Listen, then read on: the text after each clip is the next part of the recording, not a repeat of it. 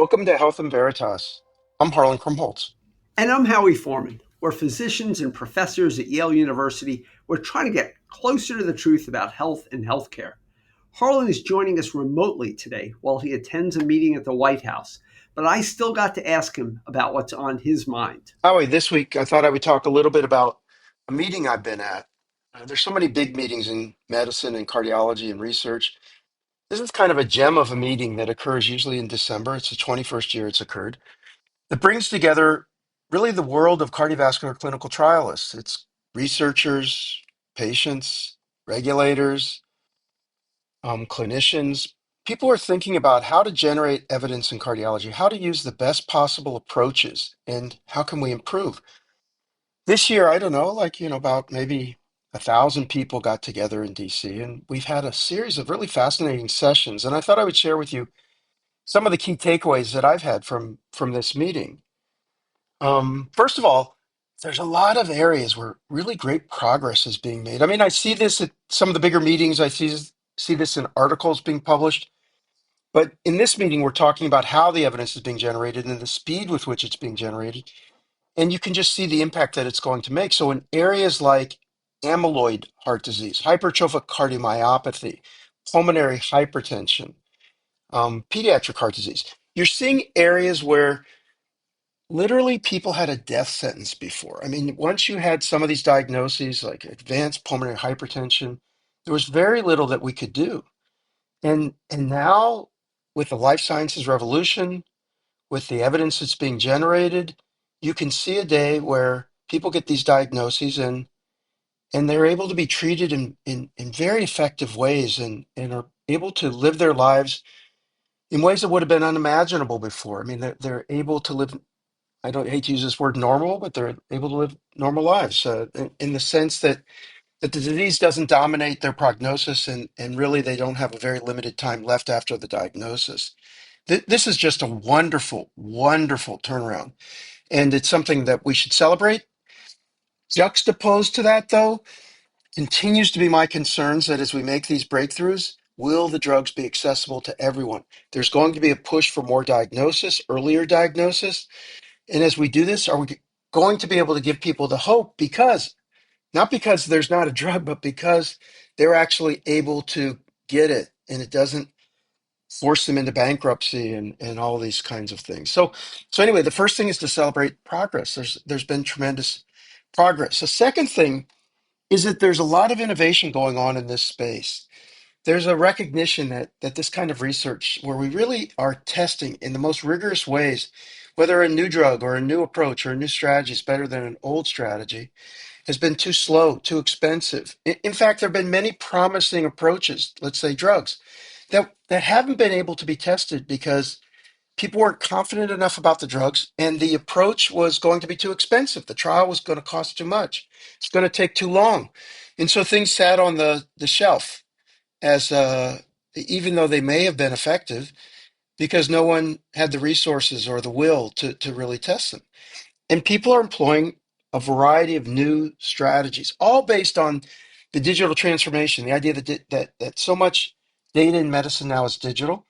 And with the AI revolution on top of it, we're seeing a whole lot of new approaches to being able to create efficiencies. One in particular I saw, John Cunningham, a researcher at the Brigham in Boston, presented an example where they had automated the adjudication of clinical trial information. So what's adjudication? So when we have people in a trial and something happens to someone, we pull together all the records, and usually two clinicians will review the charts and determine what actually happened. Did they have a heart attack in this hospitalization? Did they have heart failure? These are the endpoints of the trials. And it's been very important to take a lot of time, a lot of effort, expensive approach to be able to determine who has these endpoints in the trials. Now with AI, we can sift through the medical record and very rapidly make determinations about what happened to people. And what he showed was that the AI can very closely approximate what this expensive, slow, difficult system that we've had for forever, and almost for no money. The marginal cost is so low. And it was a great innovation, but we're seeing it in lots of different areas. And I think that we'll continue to see the cost of generating evidence go down. And that's going to be a boon to be able to test a wide variety of strategies that maybe were beyond our reach before because you could only pick a few if these studies were going to be so expensive. And I think it'll also fuel innovation and new discovery. The third thing is global. The third thing is global. I'm seeing now more and more emphasis on clinical trials in the clinical trial community, the research community, really holding hands across the world. So how are we going to tap into Asia, Africa, South America, in addition to Europe and the United States, Australia, and New Zealand?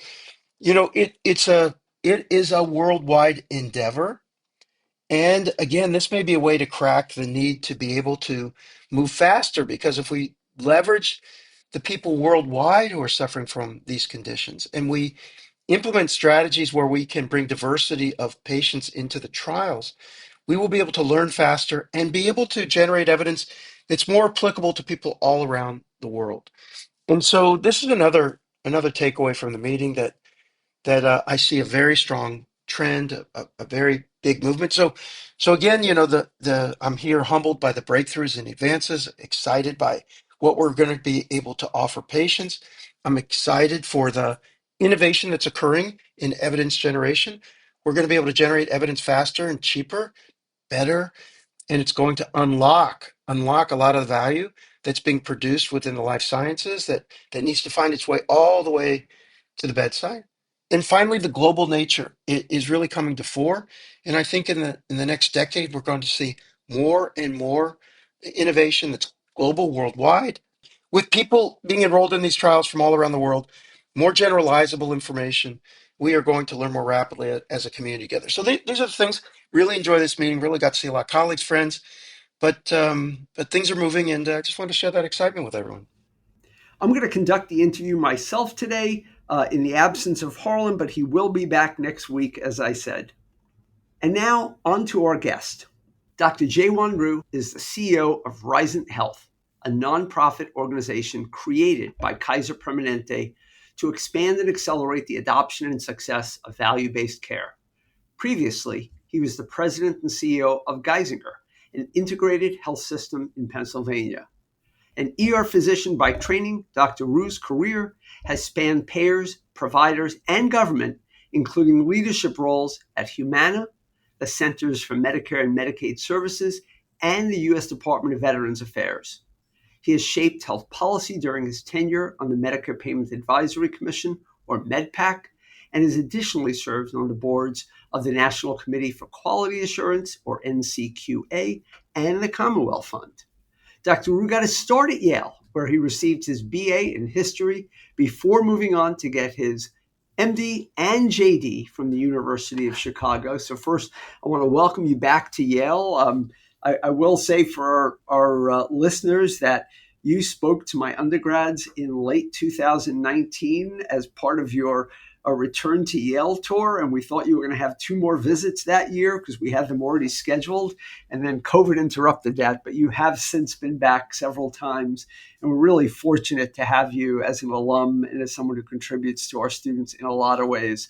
But I want to start off because I think in the Northeast, too few people understand what an integrated delivery health system is. They may have heard of Kaiser, they may even have heard of Geisinger. They don't know enough about it. Can you give us a little background on Geisinger, on what they do and why they're special?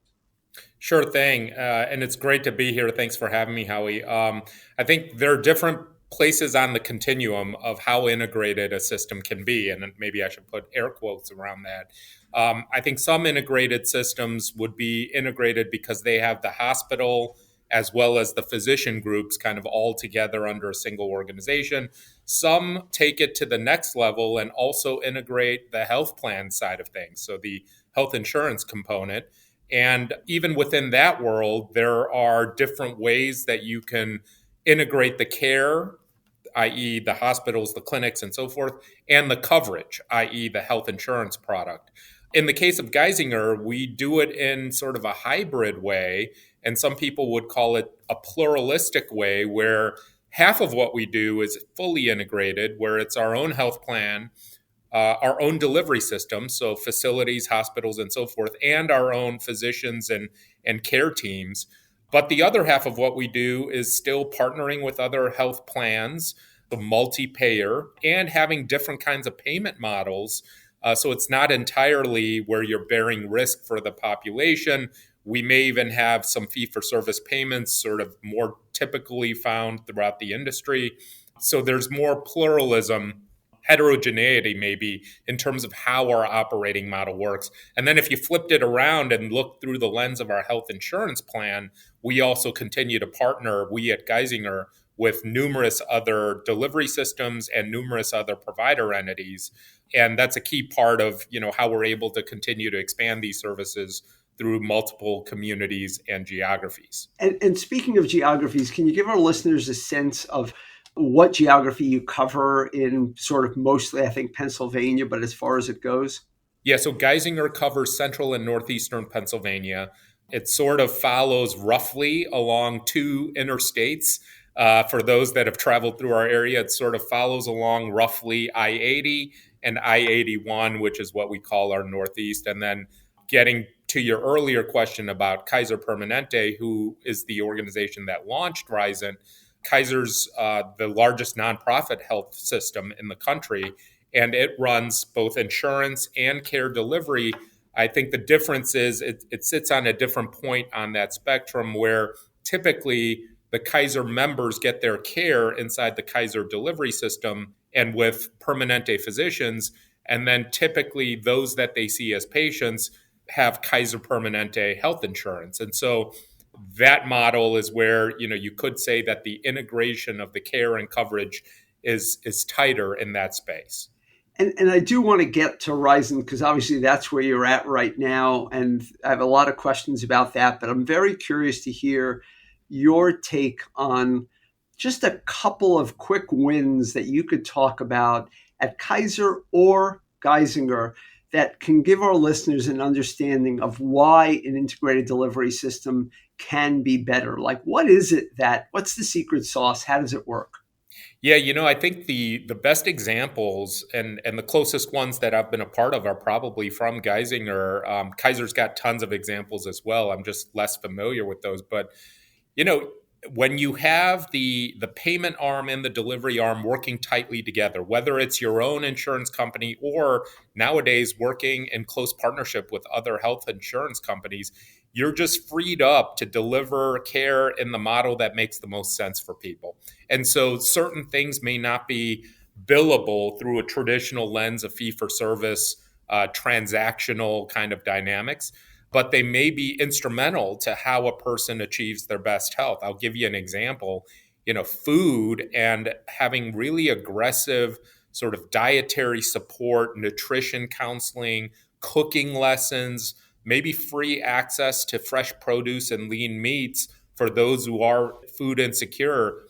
That's a tremendous way to help somebody manage their diabetes who otherwise, in the absence of those kind of services, may struggle with getting their diabetes under control. At Geisinger, we launched a program called the Fresh Food Pharmacy a handful of years ago to address exactly that.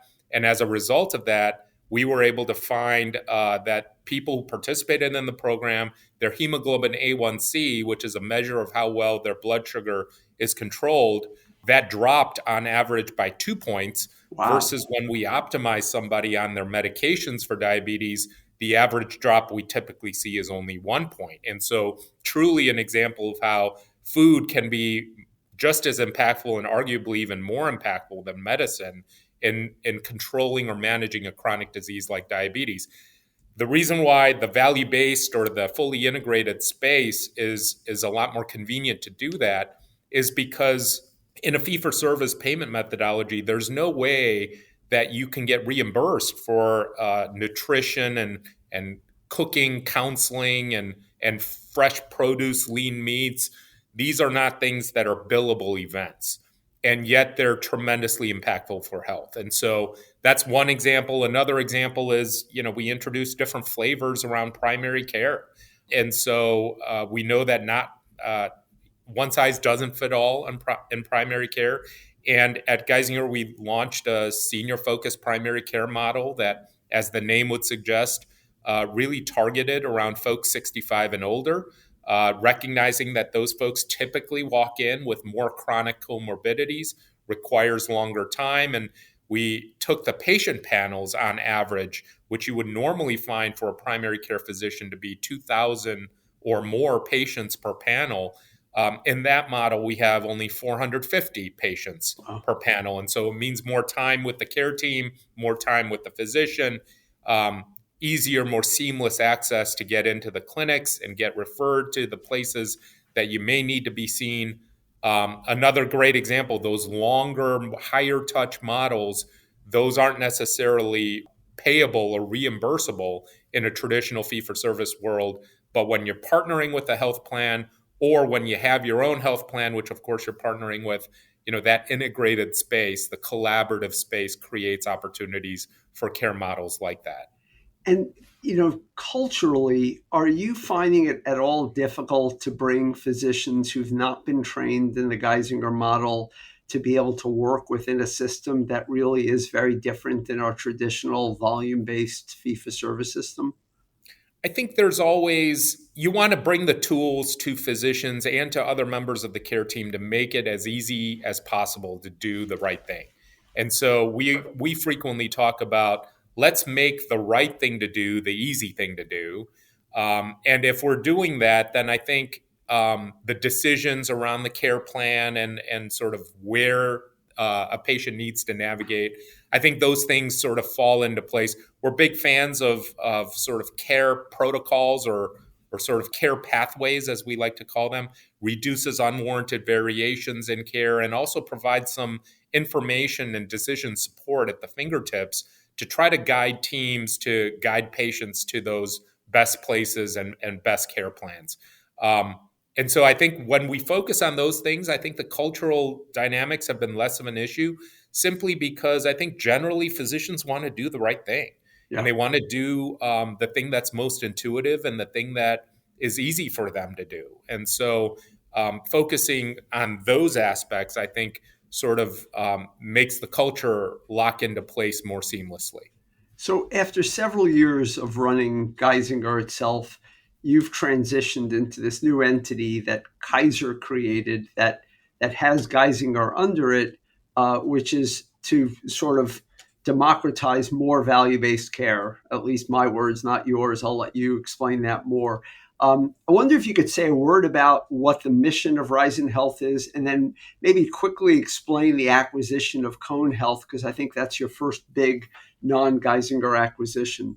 Yeah, so the mission of Risant is to bring value-based care to more populations across the country. And the way to do that, the way that we're trying to do that, is to create a suite of capabilities, have a platform that brings scale, expertise, and know-how, but really intended to be bi-directional. So we want to be a learning, iterative organism that continues to improve on the value-based platform that we're bringing to life. And by doing that and bringing together like-minded systems that are already on the journey and have identified their North Star as being this care model that truly is more value-based. It's more upstream and prevention-oriented than downstream. We're bringing those tools to make that pathway easier for them. And when we do that, we know that communities do better, people do better, and systems can really hit on their goal or accelerate their goal to hit that value-based platform North Star. And so it's a big part of what we've been focused on since Geisinger became the inaugural member of Risant Health. Cone, as you alluded to, is the system that just came in about a week and a half ago, cleared regulatory approval, also has been deeply at work for many, many years around making sure that they create an equitable, outcomes-oriented, clinically focused set of capabilities and a delivery system that yields greater value. Some people have asked, what does value-based care exactly mean? What we typically think about is, if you look across the American healthcare industry, it tends to be the center of gravity sits very downstream. It tends to be facilities centric. It tends to be oriented around ERs and hospitals. And we think that there's a better way for folks that need to be in those environments because their sickness is that acute, it's that severe.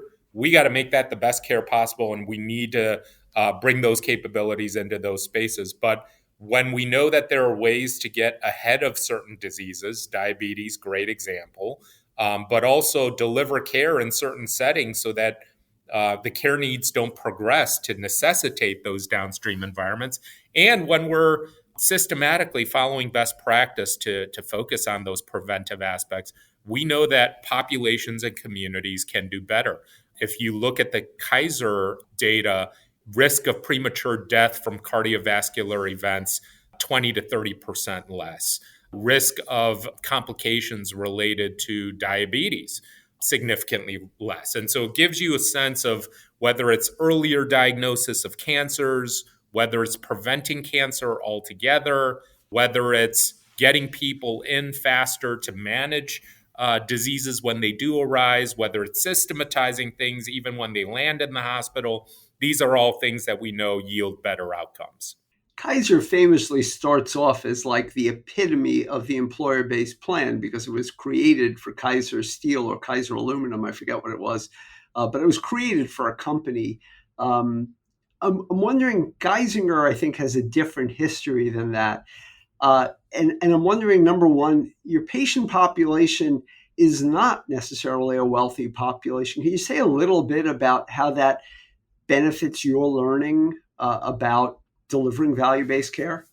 I think you hit on a great point, Howie. Healthcare and the people that you serve, it's always inherently local. It's unique to each community. In some areas of the country, that may mean a population that is, tech heavy, savvy with tech tools, savvy with data, sort of consumer, digitally oriented. Those are communities that look very different than communities that may be heavily rural. You alluded to some of the areas that Geisinger serves. Vulnerable populations, either because they're rural, either because they're poorer, maybe they're older, maybe they're sicker. Sometimes populations are more vulnerable because of the color of their skin. We know we have all of these things going on throughout the country. But when you could systematize a care model and a care approach to focus, regardless of who you're treating, regardless of community, on the things that are evidence-based, best practice, getting care as upstream as possible, getting ahead of disease processes, we know that everybody benefits from a care model like that. And that's what's so unique, but also so special about and what we're building at Risant and why we're all so excited. When you look at how you will judge yourself at Risant 5 years hence, is it going to be by having more and more systems following the Geisinger way? Will it be because Geisinger has adopted more other systems approaches? I mean, you mentioned bidirectionality before. Can you speak to like how a continuously learning health system can benefit from this approach? Yeah, what I've noticed, and I think what we've all noticed, is that each system has so much great work and a rich history and culture behind it. And typically, there's something that they've figured out how to do that's worth propagating across the board. And so, part of being a part of something bigger, part of the value proposition of being a part of a bigger enterprise is that there are more colleagues to learn from. And so, we want to create that as a culture. And we want systems that embrace that and frankly get excited about comparing notes and seeing if there are better mousetraps that have been built elsewhere and rapidly adopting and propagating those better mousetraps. And so that is a big part of the value-based platform that we're building at Risant, is to be the channel or the conduit through which all those best practices can be corralled together, all with the purpose of figuring out how to take care of populations better. I think the other aspect here, our goal, and we've been pretty deliberate about thinking about, if you look at the next 5 years, we'd love to have 5 to 6 systems coming into Risant Health that are all like-minded, nonprofit, mission-aligned, want to deliver value-based care as their North Star. They've got to be relevant and meaningful in the communities in which they operate, and they have to have strong, set of financials as well, because this work is not easy. it's tough work, but for those who are inclined in that way, we know that we can bring some capabilities that accelerate their journey, and we know we can make a big outcome on those communities. Can you just briefly speak to the Medicare, the Medicaid populations? I know that Kaiser has a presence in both those markets, particularly Medicare Advantage. I'm wondering, does Geisinger and does Cone, and how do you think about that in the context of a larger system?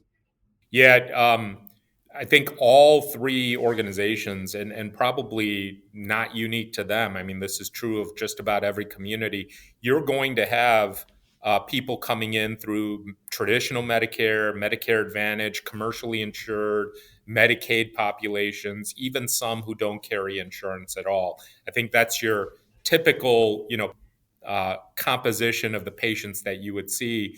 And Geisinger and Cone are no different. So fully embraced and immersed into all of those programs. And as a result, it really does require that as you think about how you want to deliver care to meet the needs of those different segments of the population, that you develop programs and take them to meet people where they are, whether that's in the home, in the workplace, out in the communities, trying to create access points that are further upstream, whether it's clinics, primary care, et cetera. Nowadays, even programs in the home, so that it makes it easier for them to attain their best health and access the kinds of services they need to do just that.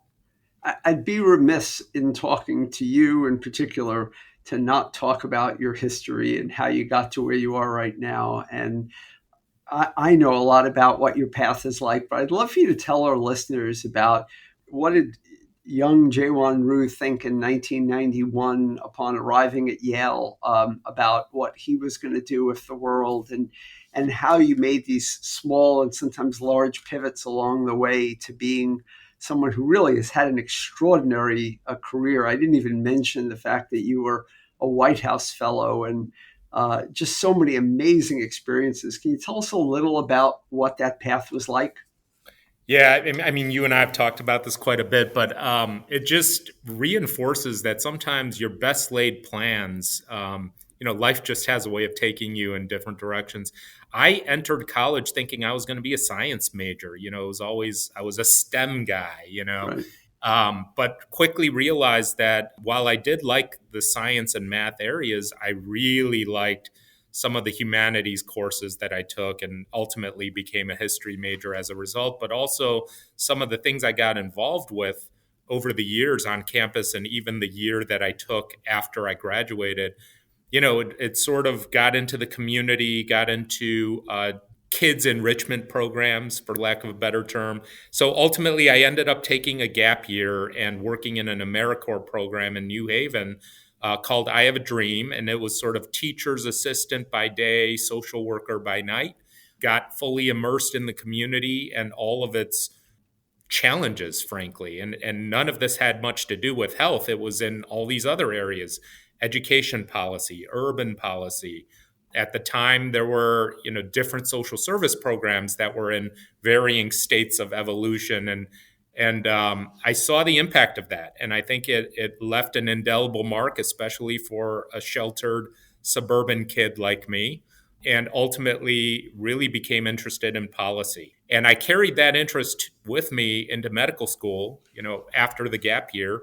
And that over time evolved into an interest in urban policy and health policy.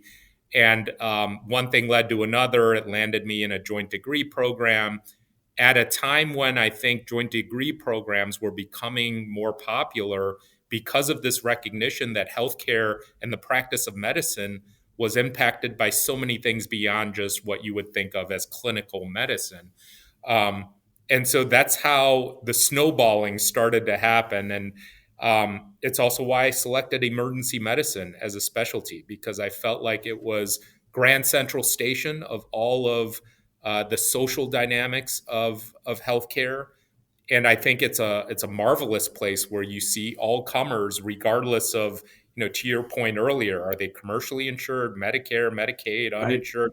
You got them all, Right. and you have all walks of society in beds right next to one another. And there's something really cool about I that. agree. And I loved every minute of it. But ultimately, that interest in policy then took me into some non-clinical paths, whether it was in government, and that eventually led to sort of system administration, health plan dynamics. And that's what landed me at Geisinger. It's a system that does do all of those things. And then, of course, Risant is even more so, I would say, bringing systems like that together. Well, I want to thank you so much. I didn't even get to talk about your bike ride from San Francisco to Washington, D.C. And there's so much more we could have hit on, but I really appreciate you joining us. I said at the beginning, you have sponsored a student, typically an MD MBA student at Geisinger for many of the last 5 or 6 years. And we so appreciate it. It's had such a huge impact on every one of them. And I know that you'll continue to have an impact, both large and small, in healthcare. And we appreciate you. Thanks so much, Howie. It's always good catching up with you. Thank you. Hey, Howie, that was a great interview. I was glad to listen to it. Sorry I couldn't be there with you, but now I'd like to hear your part. What's on your mind this week? Yeah, so I want to just talk about the big event of this past week that's been in the news, far and wide. On December 4th, Brian Thompson, the CEO of United Health's largest subsidiary, was murdered at dawn in front of the hotel where his company's annual meeting was about to commence. The murderer had meticulously planned this attack, having arrived in New York over a week before, and then escaped, being caught in Altoona, Pennsylvania, when someone recognized him from the many images that had been captured on video cameras. Even at the time of this taping, it's unclear what were the full circumstances to lead this well-educated, upper-class technophile and Unabomber admirer to have attacked this man, but there does seem to be a thread of anti-capitalism and anti-healthcare industry running through his social media posts. Also worth pointing out that mental illness may well be a feature here, but that's based on only a few items that have been publicly expressed. Today, I want to talk about the numerous, and I mean numerous, individuals who are celebrating this murder or otherwise expressing a lack of compassion because Brian Thompson was working for a very profitable healthcare company that has also engaged in actions that have aggrieved many. Listeners of our podcast know that I have on many occasions called out the bad behaviors, real or perceived, of most of the major health plans: Cigna, Humana, UnitedHealth, Aetna, Elevance, to name just a few. We've also hosted executives of some of these firms. I have personally ranted about my own bad experiences with CVS Aetna on more than one occasion. Even if it is a minority of the population, there is quite a lot of opprobrium for health plans right now. The idea that they deny and delay care on occasion was highlighted by the murderer by inscribing his bullets with those words. And the fact that these firms are enormously profitable right now makes it all the more challenging to defend many of their actions, which include poor service. But we should make no mistake.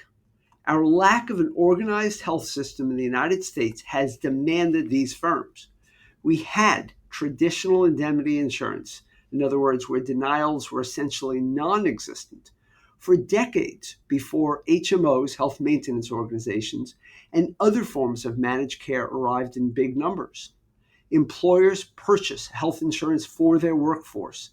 Medicare beneficiaries increasingly choose them as an alternative to government-run fee-for-service. About 60% of new beneficiaries actively choose the private health plans over government-run Medicare. And the majority of states choose them to run their Medicaid programs. For the majority of people served by these plans, the choice is an active one made by your employer or yourself. Why? Because they hold costs down compared with the alternative. They do this through buying power. They do this through strictly managing who gets care and when and where, and they do this through making hard decisions, sometimes wrongly. They are supply side controllers as opposed to high deductible, high cost sharing plans where demand side control is emphasized. Of course, for too many people, there are both demand side and supply side constraints. As Harlan has rightly pointed out on numerous occasions, there is financial toxicity for too many. But we also have painful back and forth between often sick individuals and health plans about what they believe is necessary care. And this lack of agency for those in pain or threatened with death is beyond demoralizing. It does not surprise me that many individuals are angry. UnitedHealth is the 9th largest company in the country by revenue. It's the 41st largest company by profit. It's arguably the biggest healthcare company, and not totally surprising that they get and perhaps deserve more criticism. There are a lot of companies and individuals in this country that are in the uppermost echelons of income and could be accused of profiting off of disease or despair. Think of social media companies, violent game manufacturers, and beyond. And every segment of the healthcare industry has, at one point or another, been accused of being too profitable. But there is never an excuse for murder. While it is easy to plead for our humanity, we also need to take a hard look at the many contributing factors to our health system's failure and be willing to address all of them. As Pogo, the fictional character, once said, we have met the enemy and he is us. You've been listening to Health in Veritas with Harlan Krumholtz and Howie Foreman. So how did we do? To give us your feedback or to keep the conversation going, email us at health.veritas@yale.edu or follow us on LinkedIn, Threads, Twitter, or more likely now, Blue Sky. So like always, we really look forward to your feedback. Send us comments, rate us, helps people find us. And we always appreciate it. And sometimes we bring it into the show.